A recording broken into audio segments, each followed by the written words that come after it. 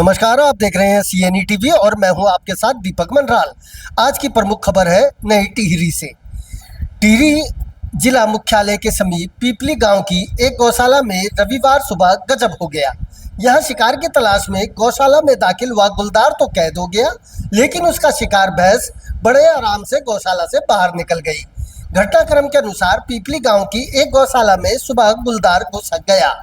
महिलाओं ने साहस दिखाते हुए गुलदार को गौशाला के अंदर ही कैद कर दिया और वन विभाग को इसकी सूचना दी।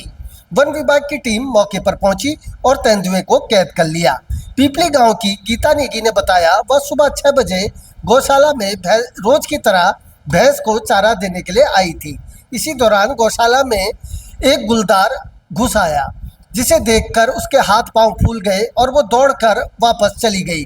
फिर 9 बजे जब वह दोबारा आई तो गुलदार गौशाला के अंदर ही था, लेकिन भैंस बाहर आ गई थी।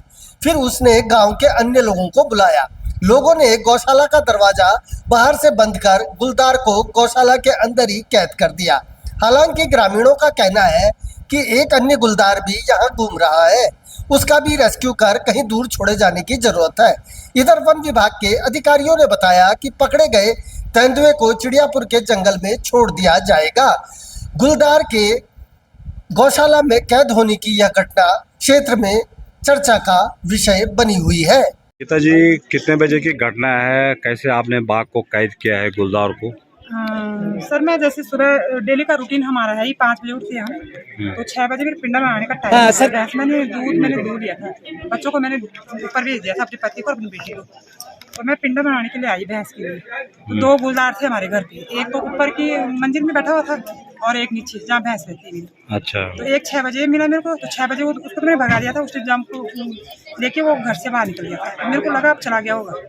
फिर 9 बजे की बात है, मैं जंगल से तैयार हो रही थी, मैंने भैंस को अंदर करना चाहा कि अंदर में बांध देती हूँ। तो उसके बाद मैं अंदर गई, भैंस आगे गई, मैं पीछे गई, तो भैंस गुलदार ऐसे कोने में पड़ा हुआ था अंदर कोबरे में।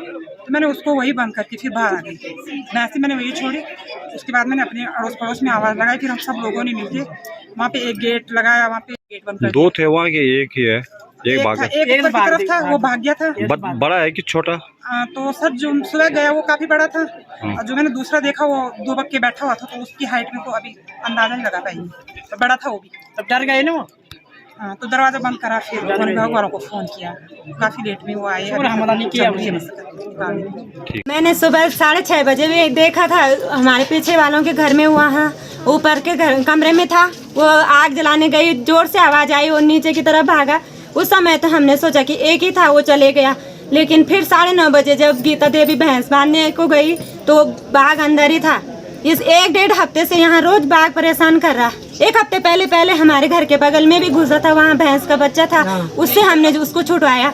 अभी तो आप लोग आ गए, चलो अंदर था, वो भागा नहीं। लेकिन अब तो हमारे लिए बहुत दिक्कत हो गई कि घास कैसे जाएं, कैसे अपने पशुओं को घास के लिए, पशुओं के लिए घास के लिए जाएं। कुत्ता भी दिन में 3 बजे पकड़ा था यहाँ। 15 दिन हो गए कम से कम, यहाँ रोज बाघ दिख रहा, दिन को भी और रात को भी। 15-20 दिन से लगातार रात्रि की गश्त में है और नियमित रूप से आप लोग भी देख रहे होंगे, सायरन बजा के, आवाज़ करके और किसी तरीके से सारी पब्लिक को अवेयर कर रहे थे।